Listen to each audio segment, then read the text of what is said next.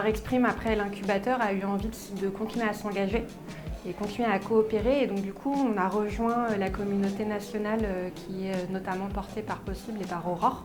J'ai vraiment pu faire part de mes problématiques, me sentir soutenue, me sentir aiguillée. C'est un peu l'impression d'intégrer ou d'appartenir à une tribu ou un peu à une famille professionnelle qui pourrait porter les mêmes enjeux.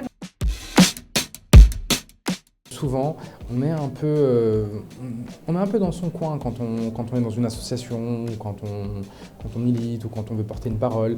Et c'est pas toujours facile de savoir à qui on peut s'adresser, qui on peut trouver comme partenaire, comme allié. Le fait de savoir, tiens, il y a tel asso qui est dans tel endroit, qui fait aussi ça ou qui fait ci, tiens, je pourrais m'appuyer sur eux ou eux peuvent s'appuyer sur moi, etc. Donc ça crée une communauté.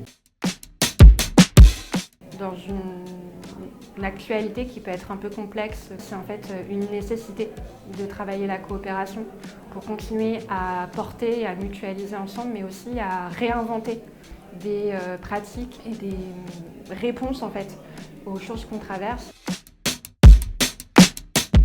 On est une immense association. On a des éducateurs qui sont trop chouettes et qui sont un peu couteau suisse, mais on n'y arrive pas quand même tout seul. Et puisqu'on est un peu spécialisé dans rien, on est obligé d'aller voir d'autres personnes et de coopérer avec d'autres personnes pour qu'on puisse avoir vraiment cette approche la plus globale possible. Ce que nous on faisait, où on n'arrivait pas à y mettre des mots, et en fait il y a des études, il y a d'autres personnes qui le font, qui l'ont plus approfondi que nous, et donc du coup on peut avoir des retours d'expérience.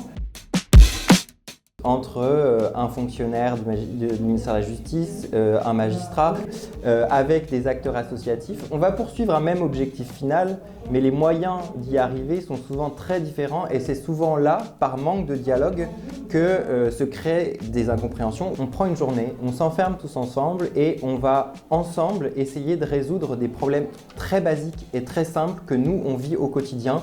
Par exemple, le restaurant d'application qui s'est monté au centre pénitentiaire de Marseille, des Baumets, qui était au début, je t'avoue, assez difficile à concevoir pour un surveillant pénitentiaire. Se dire, on va faire un restaurant dans la prison où on accueille le grand public avec des personnes détenues qui vont faire la cuisine, le service, l'accueil, etc. C'était inimaginable il y a encore quelques années. Et en fait, à force de travailler sur le sujet, de lever des incertitudes, des angoisses de chaque côté d'ailleurs, au final c'est un super projet. À travers le lab, nous faisons 3 paris. Tout d'abord celui du temps long, parce que nous sommes convaincus que pour créer de l'interconnaissance et de la confiance, il faut du temps, et que ces deux caractéristiques, l'interconnaissance et la confiance, sont nécessaires pour changer le cadre d'action.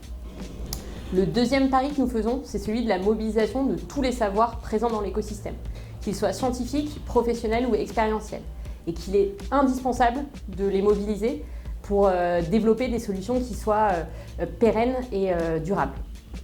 Le troisième pari que nous faisons, c'est celui d'une démarche apprenante et collective, dans lequel nous co-construisons au fur et à mesure des apprentissages et où nous dialoguons entre analyse et mise en expérimentation et pratiques concrètes.